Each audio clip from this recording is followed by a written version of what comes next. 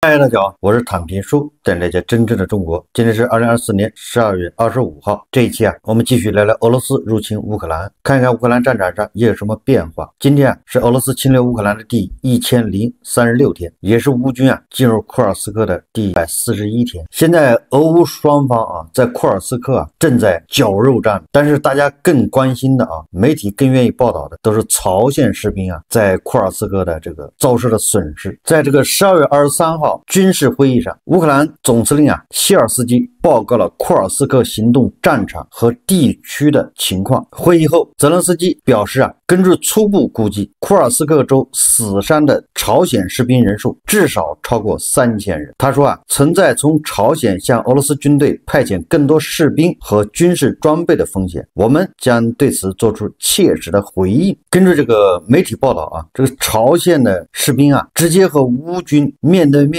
直接这种接触这个情况不是很多。也就是说，这个朝鲜的士兵大多死于无人机和远程的精确炮火以及那个什么集束炸弹钢雨系统。换种说法就是朝鲜士兵恐怕连乌军的人影在哪都不太知道，就莫名其妙一顿乱炸人就没了。那么根据乌克兰特种作战部队报告称从库尔斯克州战场上阵亡的3名朝鲜士兵尸体上缴获的文件有伪造的迹象，说俄罗斯可能正在使用此类文件来掩盖朝鲜军事人员的存在。这个还贴出了很多这个朝鲜士兵那个护照图片。这个从这个乌克兰方面贴的这个朝鲜的士兵的护照来看他的护照就是伪造的。为什么是伪造的呢？说这个父亲的名字是俄罗斯风格的，然后这些士兵的出生地呢是图瓦共和国，也就是绍伊古的老家，也就是曾经的对吧咱们东大的这个地方元代的时候称作千州清代称作唐努乌梁。但是下面的护照的持有人签名他也是那个谚语就是韩语写的，因为他们这些朝鲜士兵他不会写俄文，所以俄罗斯专门很贴心的为他们制造了假的护照和证件。然后呢，乌军又在库尔斯克一名阵亡的朝鲜士兵身上发现了一个笔记本，这个笔记本的作者的名字叫钟金红，总之是那个韩语的发音说在这个笔记中这名士兵写下了对另一名士兵叫宋志明的生日祝福。他写着我离开了祖国，身在俄罗斯境内，向我最好的朋友战友宋志明致以生日祝福，祝愿他身体健康。2024年12月9号，这名朝鲜士兵已经再也没有办法再祝福他的战友的生日了，化作乌有，成为普京和元帅的耗子。这个司令官把自己牢牢的和俄老人绑在一起，这个下场恐怕非常悲惨。根据《华尔街日报》报道，他说俄军约有60%的炮弹来自朝鲜，可能有500万枚。《华尔街日报》12月23日发表长篇专题报道称，在乌克兰战场上，俄罗斯军队约60%的火炮弹药来自朝鲜，以及俄罗斯去年向乌克兰发射的弹道导弹中1/3来自朝鲜。朝鲜向俄罗斯移交了约2万个集装箱的弹药，其中包括超过500万枚炮弹和数十枚导弹，以及100多枚火星11弹道导弹。说朝鲜约有200家武器弹药工厂满负荷运转，俄罗斯为他们提供燃料以维持其运转。2024年3月以来俄罗斯已向朝鲜提供了超过100万桶石油。俄罗斯可能已经向朝鲜支付了高达55亿美元的军火交易，并且俄罗斯每年可能为朝鲜在俄罗斯部署军队支付高达5.72亿美元费用。地保老人现在全仰仗这个官了，但是令人遗憾的是即便把朝鲜跟俄罗斯绑一块也不能在战场上取得任何优势。乌军在库尔斯克稳如泰山反而给这个俄朝联军造成重大的杀伤。根据乌克兰的方面说法在波克罗夫斯克方向，也就是红军村方向，俄军德普钦科至佐利亚全线推进，在新列尼夫卡、皮亚涅、沃夫科夫、新瓦西里夫卡，俄军遭到乌军的强烈阻击第二个，在霍拉沃夫方向，俄军向乌军的阵地发动多轮攻击，均被乌军击退也就是说，俄军不仅在库尔斯克，他在波克罗夫斯克也是在疯狂的人海战术就人肉进攻，想在这个20天里面能够取得一些成绩，能够为谈判多捞点筹码。由于受到乌军对克里米亚持续的打击而且乌军现在要试图尝试轰炸克里米亚大桥，造成克里米亚俄罗斯人海上客运暂停营业。俄罗斯方面说克里米亚面临弹道导弹威胁，就是担心乌军的这个用导弹打击克里米亚和这个克里米亚大桥，所以这个俄罗斯方面已经把这个克赤市到克里米亚的这个轮渡跨海轮渡都给停掉了，就说明俄罗斯方面也做好了准备预防乌军要打击。这个库尔斯克波克罗夫斯克战火正旺，结果俄罗斯的后院又一次起火。在库尔斯克的激战中，俄塔甘罗格市冶金锻造厂因美国陆军战术导弹攻击发生大爆炸，大火将大量修复中的军用装备烧毁。新沙赫金斯克炼油厂也遭到乌军发射的陆军战术导弹打击，浓浓的烟火10公里外清晰可见。莫斯科邮局和粮站大街超市 ATM 机网点发生爆炸，圣彼得堡银行和警局纵火焚烧。官方称抓获嫌疑犯，罪犯为境外势力支持，说明在乌克兰的这个持续打击之下俄罗斯国内也是人心不稳大家都不满。这个周一泽伦斯基说将在叙利亚政权过渡时期为该国提供粮食安全援助，以使该地区稳定与和平。大家看视频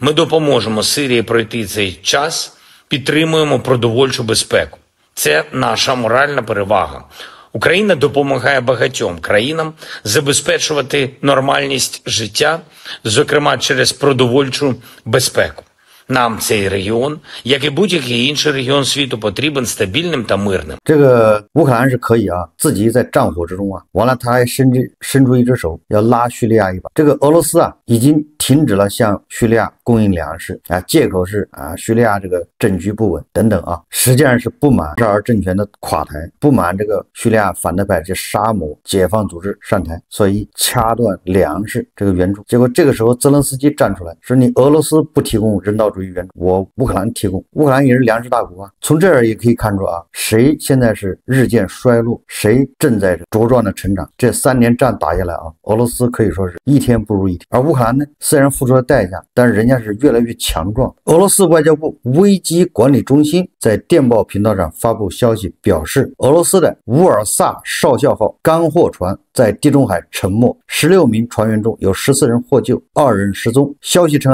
俄罗斯干货船乌尔沙少校号在机舱发生爆炸后于地中海国际水域沉没，16名船员中有14人被救，由救援部门送往莫尔西亚省卡塔赫纳港，2人失踪。俄外交部情况危机管理中心和交通运输部正在关注情况发展。什么乌尔萨少校号，什么干货船，实际上是俄罗斯用于从叙利亚撤离俄罗斯士兵和装备的货船。这个机舱居然莫名其妙的发生爆炸，炸完之后居然在西班牙海岸沉下去了。你说俄罗斯的惨到什么程度？撤个军撤点装备都撤不走。大家知道一般的货船，你说机舱起火有可能，机舱爆炸那可能性非常低，机舱爆炸导致船沉那就更低了。只有一种可能，很有可能遭到攻击。大家想一想，这3年里面俄罗斯的黑海舰队已经把惨到什么程度？现在躲在新罗西斯亚港不敢出来，连他最牛的最霸气十足的旗舰莫斯科号巡洋舰都已经躺到海底去了。你说一个什么瓦萨少校号干货船，他根本经不起一架这个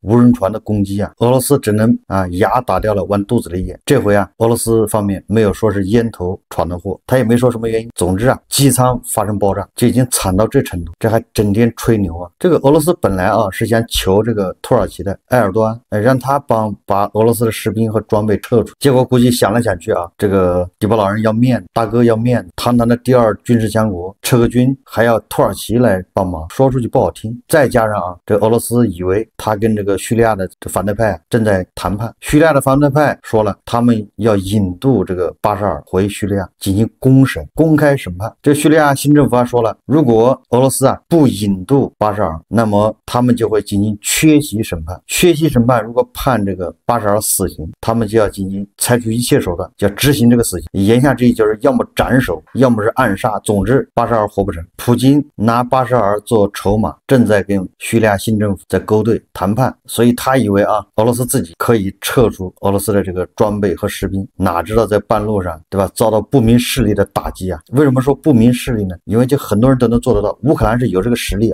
可以击沉这个钢火船。那北约呢，完全也可能偷偷摸摸的给他摧毁，你找谁去？甚至提前在他船上装了炸弹都有可能。为什么？因为这些武器和装备还有士兵撤回去，肯定是要部署到乌克兰战场，要么就是库尔斯克跟乌军作战，所以还不如在半路上把他给干掉。地包老人只好吃个哑巴亏，他也不敢声张。我们再看看外交以及国际援助。12月23号，这个《经济学人》杂志他刊登了一个报道，他说乌克兰正在准备生产能够袭击莫斯科的导弹，批量生产将在最终的野外测试后启动。报道称由于外国援助具有不确定性，乌克兰正在尝试重建自己的导弹工业，当前正在研制超过10款导弹，其中包括特列摩比塔。报道称这款导弹的基础型时速可达400公里，射程200公里。报道称乌克兰正在研制更强的型号，能打到莫斯科。乌克兰战略产业部部长叫斯梅塔宁说基辅拥有地狱火无人机导弹，可以摧毁700公里范围内的目标。什么意思呢？从乌克兰这个做法来，这种准备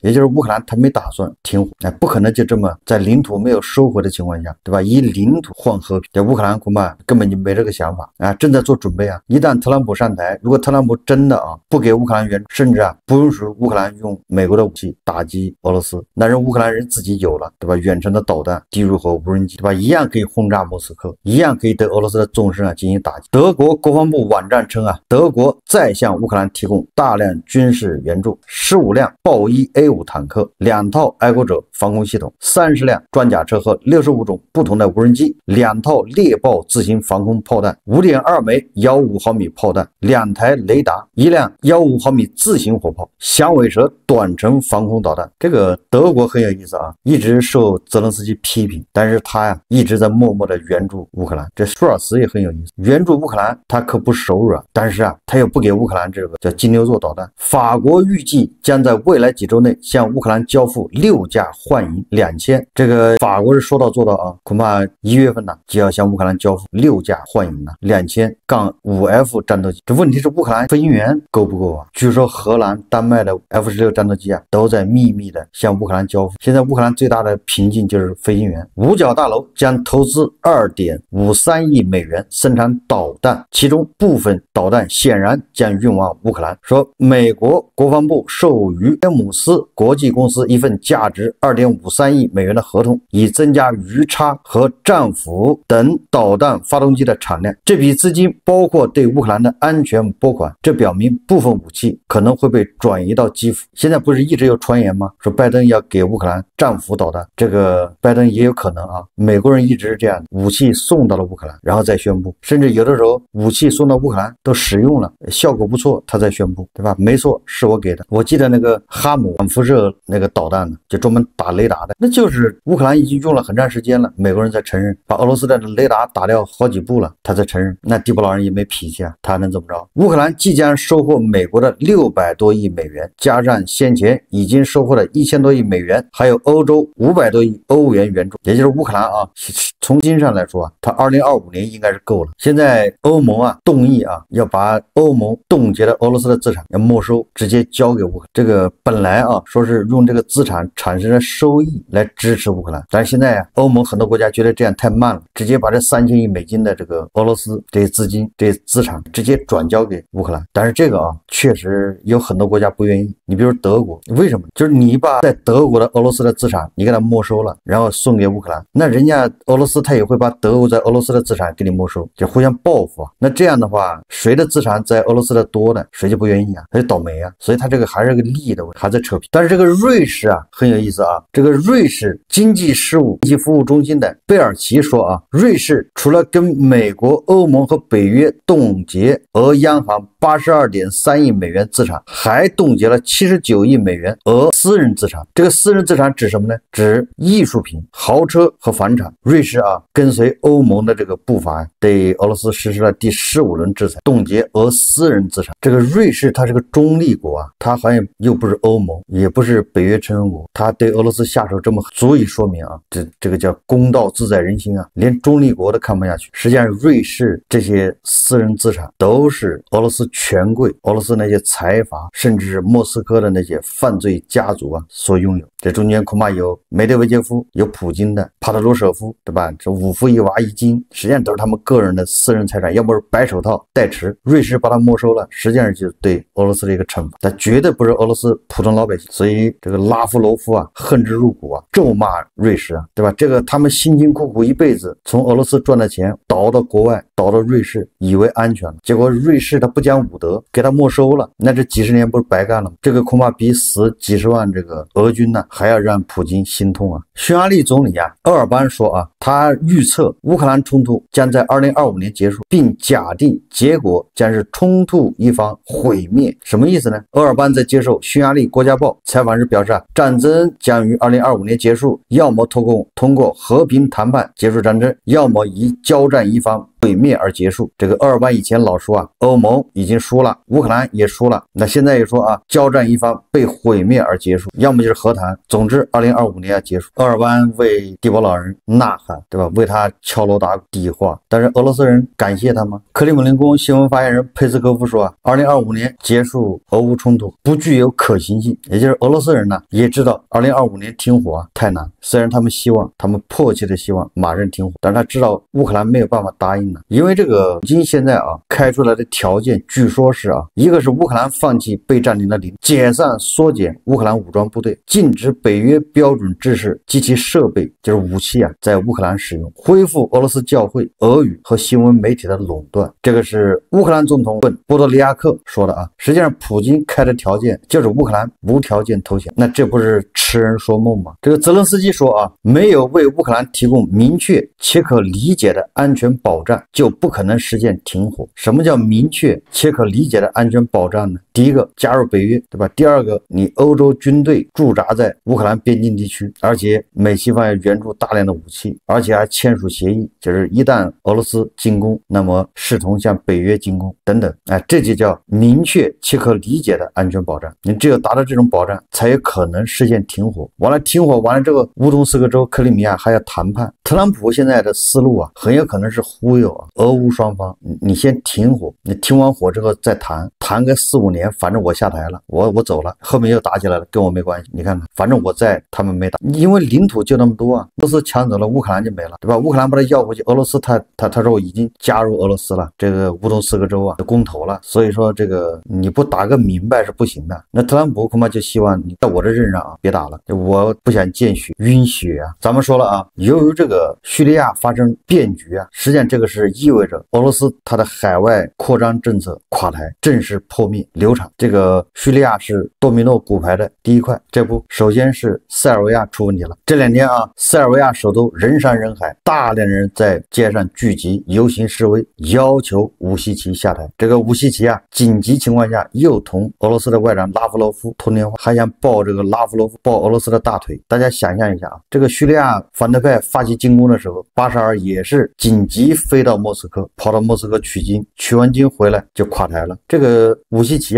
也是抱俄罗斯大腿，我觉得结局恐怕不太好。你这个时候抱俄罗斯的大腿有什么用？这俄罗斯都是泥菩萨过河，自身难保，你这个恐怕会加速武西奇的垮台。这个时候武西奇应该跟俄罗斯划清界限，但是呢，武西奇现在也没有可以依靠的。总之塞尔维亚现在已经到了变天的时候。格鲁吉亚呢，对吧？现在闹得真是如火如荼它里面就分亲俄派和亲欧洲派，现在是亲俄派选上了一个总统，所以这个叙利亚这个格鲁吉亚人民走上街头，要求加入欧盟，要求远离俄罗斯。现在白俄罗斯又要出事了。12月24号，媒体报道说美国国务院发布一则公告称，美国敦促本国公民不要前往白俄罗斯，已经在那里的人一有机会就立即离开。公告还提到，该地区安全局势不稳定、加剧和不可预测，且可能发生内乱。大家知道美国人的情情报一线灵敏，对吧？这个可不是吹的，可不像那些正能量说啊，说什么美国的情报就是个笑话。这个至少卢卡申科可笑不出来啊，白俄罗斯完全也可能啊会发生这个变天的行为。核心原因啊，你穿透下去，归根结底是俄罗斯不行，全世界啊都看出俄罗斯的虚弱，所以都上下其手啊，有冤的报冤，有仇的报仇。那如果俄罗斯不侵略乌克兰，它还是第2军事强国，以上这些地方什么格鲁吉亚、什么罗马尼亚、塞尔维亚、叙利亚都会固若金汤啊，因为人们忌惮俄罗斯啊。现在谁还在乎俄罗斯啊？谁还在乎普京怎么想，对吧？你算老几啊，对吧？人家早就把你看穿了。俄罗斯还有一个不幸的消息啊，又一个坏消息，就是这个印度啊又不靠谱了。印度11月减少了俄罗斯原油进口，转而向中东进口。大家都知道啊，这个印度啊一直是俄罗斯啊这个最重要的原油进口国2大国家之一。这个俄罗斯自从侵略了乌克兰以后啊，欧盟和美国对俄罗斯石油进行制裁。俄罗斯的石油出口啊50%，对吧？是一个印度，40%是目的买走了，还有10%是亚洲一些乱七八糟国家买了。2024年前10月啊，印度进口俄罗斯原油一直在增加，达到了每天190万桶，这个比例非常大啊。结果到了11月，印度减少了俄油进口，环比10月，就11月比10月低了13%，每天152万桶，市场份额占32%，也就是印度的32%的石油来自俄罗斯。那这个印度少买的石油，它去哪儿买了呢？由谁补上了呢？由中东原油增加10.8%。这个中东主要是伊拉克和沙特。这个俄罗斯石油出口11月份2个大国啊，都不约而同的减少了进口。这个难道是2个印度商量好的吗？到底发生了什么？俄罗斯现在这么缺钱，就指着卖石油换钱，结果2个最大客户纷纷减少石油采购，而且2个最大客户都是从中东买石油。你说这巧了吧？大国也是从沙特增加了原油进口。大家再想一想啊，这个特朗普一上台啊，他肯定是玩命的啊，要发展这个石油工业，他要采油，打压油价。这也是为什么地波老人现在着急的原因，扛不住了。关键的时候，这俩印度掉链子。为什么2个印度不从俄罗斯进口了，或者减少呢？说来说去就是价格，没有什么新鲜的啊。人家沙特估计阿联酋啊都在降价，而俄罗斯原油降价空间很小，他要再降的话，他就不赚钱。所以这个仗，那俄罗斯到底能不能持2025年，这都是个问题。就这么打下去啊，然后乌克兰还不停的炸俄罗斯的这些炼油设施、采油设施，然后这个欧盟啊已经对俄罗斯的运油船队、引资队啊进行严厉制裁。这俄罗斯拿什么去打仗呢？所以啊，地波老人是早投降早受益啊，别无选择。好，这期节目我们就聊到这里，感谢大家收看。如果喜欢我的节目，欢迎订阅转发，也可以在下方留言评论，谢谢大家。